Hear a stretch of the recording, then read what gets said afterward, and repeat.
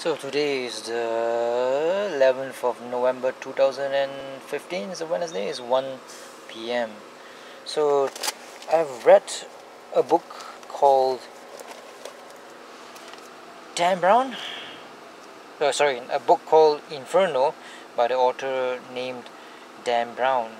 So I was a fan of Dan Brown's earlier works, such as the Da Vinci Code and the other two novels that were made before the Da Vinci Code, before this character was made, this Robert Langdon was made. I remember back in the days when I was in Ogmore in Britain, in Wales. I was in the toilet in the ground floor of a shop called Happy Walk, in the toilet, reading about Dan Brown's earlier two books. Toilet, I remember, has purple walls, so I think it still has that purple wall or purple walls. And knowing Britain, it was quite cold, reading a book and taking a shit. So Dan Brown's third installment featuring the Professor Robert Langdon. The first book, The Da Vinci Code, was astounding, and it was a rip-roaring read. It was a page-turner. The second one, The Lost Symbol, wasn't as good as the Da Vinci Code. And this one is the third one featuring Robert Langdon, and it's about Dante's Inferno. It's quite boring as well, because I was not that interested in Italian architecture or in this Dante's artwork or whatever. But there are some concepts in it that is quite good actually. What are the concepts? The concept of there being too many people in this world, projected to be 9 billion by 2050, and a lot of people say that it will plateau or be stabilized and won't increase or decrease when the human population is around 9 billion. So that's what the statisticians predict, and like all predictions, it can go true, it can become true, or it can become false. It can be true or it can be false. So in this book, the main villain, I do not know whether you should call it villain or not. In this case, from my perspective, is a non-villain. He's more of an idealist, and what he did was quite significant. So the villain's motivation is to limit the number of human beings on Earth, and there were many ways of doing it, like killing human beings with the use of a bioweapon, and that's quite horrific, of course. But he has done something different. He wants to make a vector virus and change everybody's DNA so that we become impotent, so we won't be able to produce new progeny or produce children. Not all of us will have the ability to breed like rabbits, so that is a more humane way of lessening the human population. So as you can tell, I prefer the world to have less people, because I just want to have less people. The economy that we have now, capitalism, we need a lot of people so that they can buy stuff and therefore make the economy better. A lot of people, or myself included, think that that this economy that we are in, that everything is based on growth. It needs to grow or it will die. I mean, what's what's so bad about not growing? Every company needs to grow all the time, and if it was like were to like stabilize, wouldn't it be better if it was stable instead of growing all the time? Why is everything needs to grow, like Facebook needs to grow all the time? It needs to increase its users. Don't they know that we have only like 7 billion people? What happens if there was like 7 billion accounts? Wouldn't it like there won't be any more people, and they'll move on to companies or into like uh, non-human beings or second or third accounts for every individual on earth? It doesn't make sense. So does it make sense to you if we increase our population? Yeah, of course it does not make sense, but it makes sense to a company that produces like goods.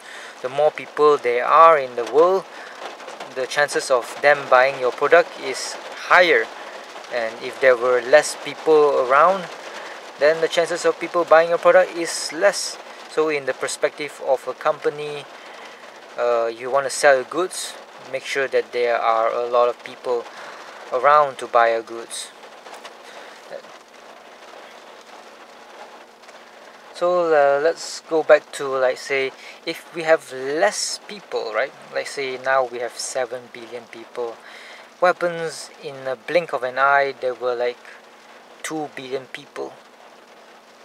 If there were 2 billion people already instead of 7 billion people, the amount of food in the world will be enough. I mean, now for 7 billion people is enough. Just think of it. If there were only 2 billion people with our current state of technology, there would be a surplus of food, and you wouldn't need to pay for food anymore.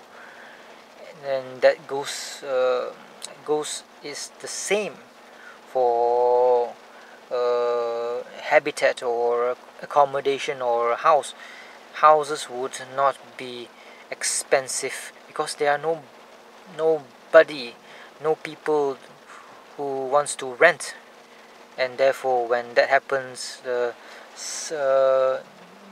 demand will fall, but the supply will keep on being constant, because you cannot demolish a building unless there is a war in that country.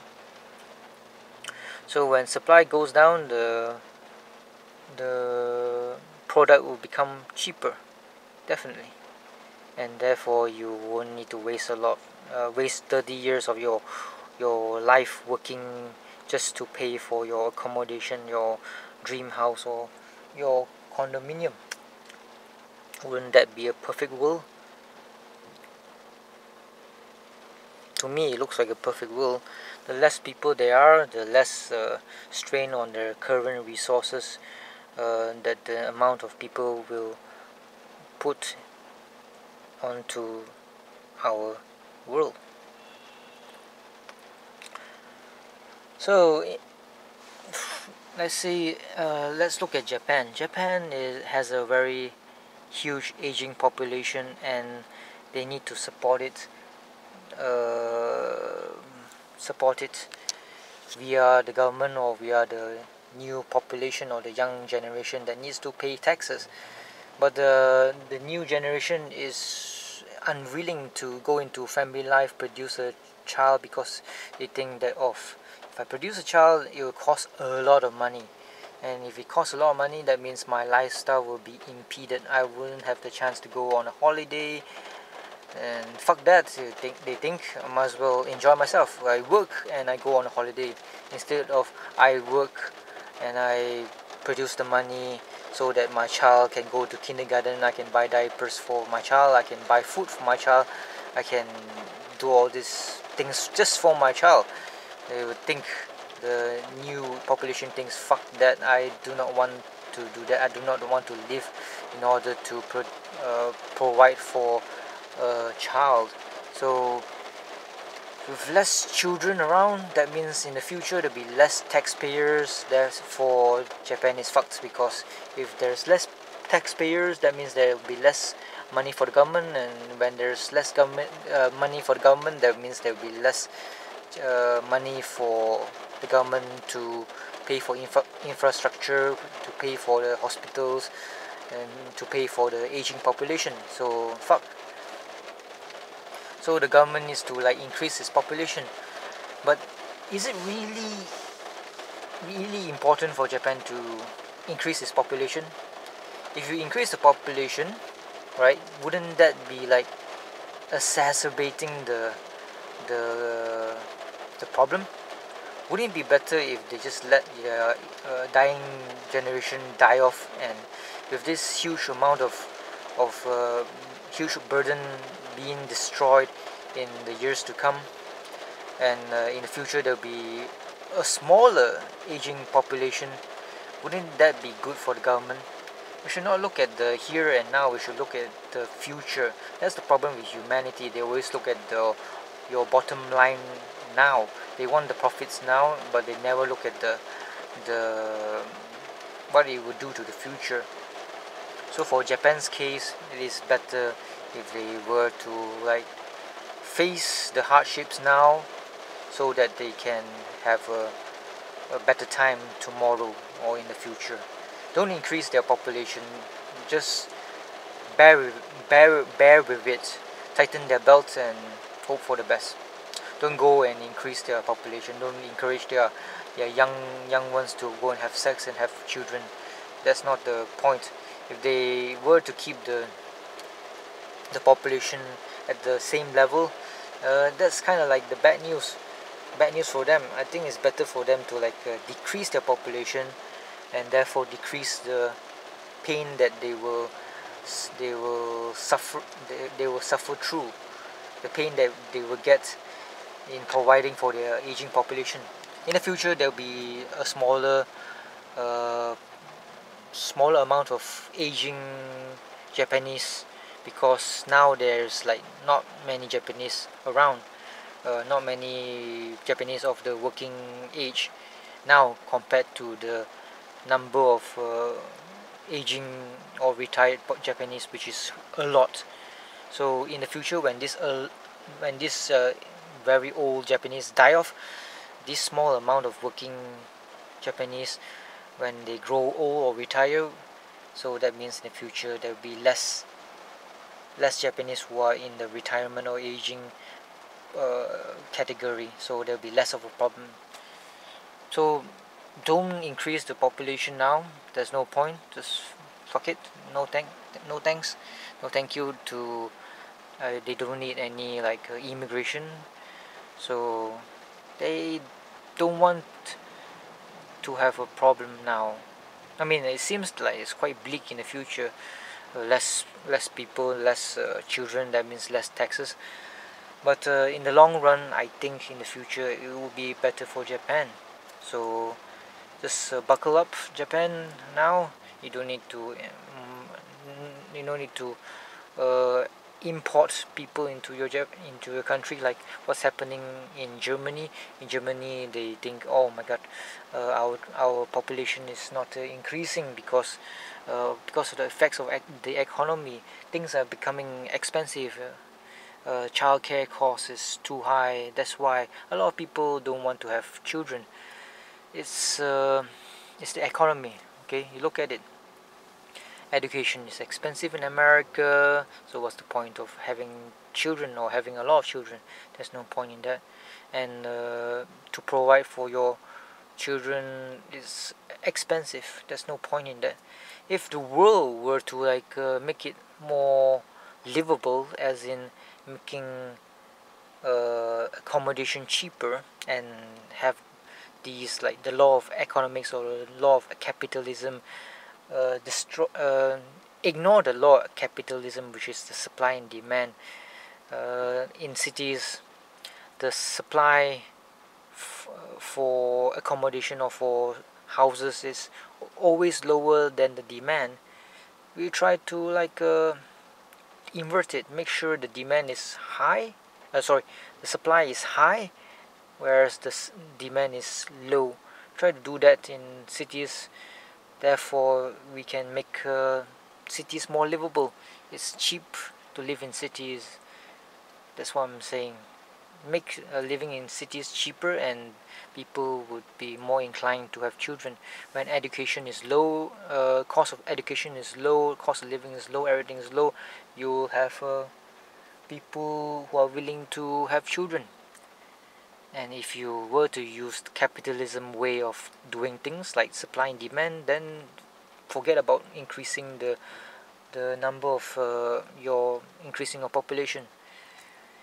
Why must you increase your population? Wouldn't the world be better with less people?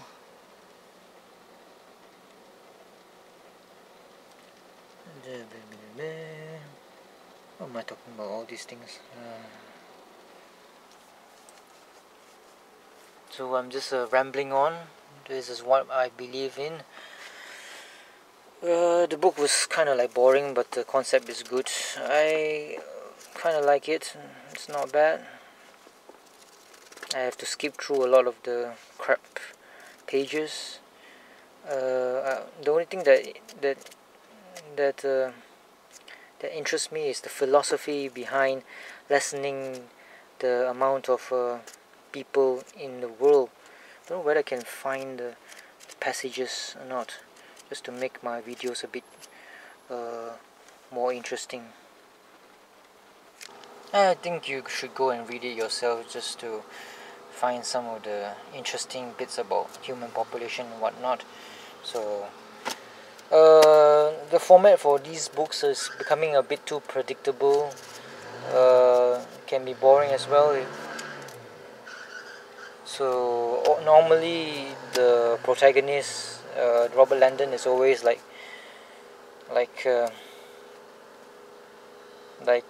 buddied with another female protagonist, and in the end he will like get to fuck her, I hope. So very, very predictable. In this case, I don't think he was able to fuck the genius girl who is bald. I think Robert Landon is like 60 years old here, and she is about 15 years old. So I hope that he got a chance to fuck her, because she was very interested, even though she is a minor. So that goes for population. Has it stopped raining yet?